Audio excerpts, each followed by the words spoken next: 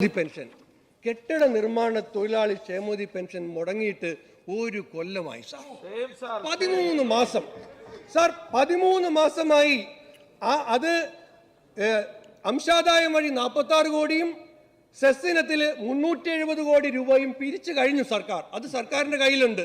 എന്നിട്ടാണ് ഒരു കൊല്ലമായിട്ട് കുടിശ്ശികയാണ് സാർ. സാർ അതുമാത്രമല്ല, ഈറ്റ കാട്ടുവള്ളി തഴ തൊഴിലാളി ക്ഷേമനിധി പെൻഷൻ ഒരു കൊല്ലമായി കുടിശ്ശികയാണ് സാർ. ആഭരണ തൊഴിലാളി ക്ഷേമനിധി പെൻഷൻ ഒരു കൊല്ലമായി കുടിശ്ശികയാണ് സാർ. കശുവണ്ടി തൊഴിലാളി പെൻഷൻ 6 മാസമായി കുടിശ്ശികയാണ് സാർ. കൈത്തറി തൊഴിലാളി ക്ഷേമനിധി പെൻഷൻ 5 മാസമായി കുടിശ്ശികയാണ് സാർ. തോട്ടം തൊഴിലാളി ക്ഷേമനിധി പെൻഷൻ ഒരു കൊല്ലമായി കുടിശ്ശികയാണ് സാർ. അസംഘടിത തൊഴിലാളി സാമൂഹ്യ സുരക്ഷാ ബോർഡിന്റെ പെൻഷൻ അത് കുടിശ്ശികയാണ് സാർ. തയ്യൽ തൊഴിലാളി ക്ഷേമനിധി പെൻഷൻ ഒരു കൊല്ലമായി കുടിശ്ശികയാണ് സാർ. ബീഡി ചുരുട്ട് തൊഴിലാളി ക്ഷേമനിധി പെൻഷൻ 5 മാസമായി കുടിശ്ശികയാണ്. ക്ഷീര കർഷക ക്ഷേമനിധി ബോർഡ് ഒരു കൊല്ലമായി കുടിശ്ശികയാണ് സാർ. ഖാദി തൊഴിലാളി ക്ഷേമനിധി 5 മാസമായി കുടിശ്ശികയാണ്. കയർ തൊഴിലാളി ക്ഷേമനിധി കുടിശ്ശികയാണ്. റേഷൻ തൊഴിലാളി കുടിശ്ശികയാണ്. വ്യാപാരി ക്ഷേമ ബോർഡ് കുടിശ്ശികയാണ് സാർ.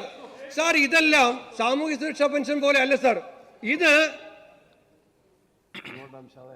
അംശാദായം അങ്ങോട്ട് അടയ്ക്കാണ് സാർ. ഇവർക്ക് ചികിത്സാ സഹായം കിട്ടിയിട്ട് ഒരു കൊല്ലമായി സാർ.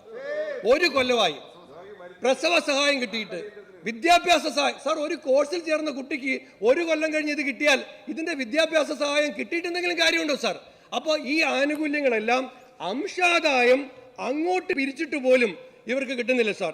സാർ ഉമ്മൻചാണ്ടിയുടെ കാലത്ത് അദ്ദേഹം പറഞ്ഞുകൊണ്ടാണ് 2-3 പെൻഷൻ അർഹതയുണ്ടായിരുന്നു ഒരാൾക്ക്. ഒരു കശുവണ്ടി തൊഴിലാളി അമ്മക്ക് 60 വയസ്സ് കഴിഞ്ഞാൽ വാർദ്ധക്യകാല പെൻഷൻ കിട്ടുമായിരുന്നു. മുമ്പ് 65 ആയിരുന്നു. ഉമ്മൻചാണ്ടിയാണത് 60 ചുരുക്കിയത്. ആ അമ്മ വിധവയാണെങ്കിൽ അവർക്ക് വിധവ പെൻഷൻ കിട്ടുമായിരുന്നു. അവർക്ക് കശുവണ്ടി തൊഴിലാളി ക്ഷേമനിധി ബോർഡിന്റെ ക്ഷേമ പെൻഷനും കിട്ടുമായിരുന്നു സാർ. ഈ 19 തോമസ് ഐസക് ഒരു ഉത്തരവിറക്കിയിട്ട് ഒറ്റ പെൻഷനാക്കി സാർ. അപ്പോൾ നിർമ്മാണ തൊഴിലാളി ക്ഷേമനിധി ബോർഡിൽ അംഗമായ ഒരാൾക്ക് സാമൂഹ്യ പെൻഷൻ ഇപ്പോൾ കിട്ടത്തില്ല സാർ. അങ്ങ് ശ്രദ്ധിച്ച് കേൾക്കണം. ഒരു കൊല്ലമായി അവർക്ക് നിർമ്മാണ തൊഴിലാളി ക്ഷേമനിധിയും കിട്ടുന്നില്ല. അപ്പോൾ കിട്ടിക്കൊണ്ടിരുന്ന സാമൂഹ്യ പെൻഷൻ ഇല്ലാതെയായി. പിന്നെ അവർക്ക് ആകെ കൊടുത്തോണ്ടിരുന്ന നിർമ്മാണ പെൻഷൻ കുടിശ്ശികയാണ്. അപ്പൊ ഫലത്തിൽ 2 പെൻഷൻ കിട്ടിക്കൊണ്ടിരുന്നവർക്ക് ഇപ്പോ ഒരു പെൻഷൻ പോലും കിട്ടാത്ത സ്ഥിതിയാണ് സാർ. സാർ അതുകൊണ്ട് നിങ്ങൾ എന്തുകൊണ്ട് പരാജയപ്പെട്ടു എന്നറിയാൻ സാർ ഈ 3 ദിവസത്തെ സംസ്ഥാന കമ്മിറ്റിയും 2 ദിവസത്തെ സെക്രട്ടേറിയറ്റ് ഒന്നും വേണ്ട സാർ. ഒരു നിർമ്മാണ തൊഴിലാളിയെ കണ്ടിട്ട് ചോദിച്ചാൽ മതി എന്തുകൊണ്ടാണ് ഞങ്ങളുടെ മുന്നണി ഈ തെരഞ്ഞെടുപ്പിൽ തോറ്റതെന്ന് ചോദിച്ചാൽ അവൻ പറഞ്ഞു വരും സാർ. സാർ അതുകൊണ്ട് ഇവിടെ നിർമ്മാണ തൊഴിലാളിക്ക്, കശുവണ്ടി തൊഴിലാളിക്ക് കൊടുക്കാൻ ക്ഷേമ പെൻഷൻ, അംശാദായം അടച്ച പെൻഷൻ കൊടുക്കാൻ പൈസയില്ല സാർ. ഇവിടെ നവകേരള സദസ്സിന് പൈസയുണ്ട്, കേരളീയത്തിന് പണമുണ്ട്. മരുന്നിന് പൈസ ഇല്ലാത്ത ആൾക്ക് അവൻ ഇന്നാ പൈസ കിട്ടണം. അവനോട് ഐക്യരാഷ്ട്രസഭയുടെ പുരസ്കാരം കിട്ടിയിട്ടുണ്ട്, ഇന്ത്യ ടുഡേ അവാർഡ് തന്നിട്ടുണ്ട് എന്നൊന്നും പറഞ്ഞിട്ട് കാര്യമില്ല സാർ.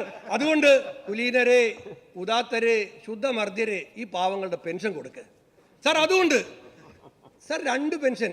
അങ്ങ് ധനകാര്യമന്ത്രിയാണ്, അങ്ങ് മുമ്പ് MP ആയിരുന്നു. നാളെ അങ്ങ് MLA ആകാതിരിക്കട്ടെ എന്ന് ഞാൻ ആശംസിക്കുന്നില്ല, ആകട്ടെ. ഇനി എങ്ങാനും ആകാതിരുന്നാൽ അങ്ങക്ക് 2 പെൻഷൻ കിട്ടും. നമ്മുടെ തോമസ് മാഷിന് 3 പെൻഷൻ കിട്ടും.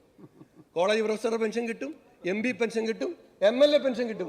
പാവപ്പെട്ട കശുവണ്ടി തൊഴിലാളിയുടെ 1600 രൂപയുടെ പെൻഷൻ സാർ. അവൻ ഒരു പെൻഷൻ കൂടെ വാങ്ങിച്ചാൽ എന്താ സാർ കുഴപ്പം? കിട്ടിക്കൊണ്ടിരുന്നല്ലേ സാർ, കിട്ടിക്കൊണ്ടിരുന്നല്ലേ? ആ കിട്ടിക്കൊണ്ടിരുന്ന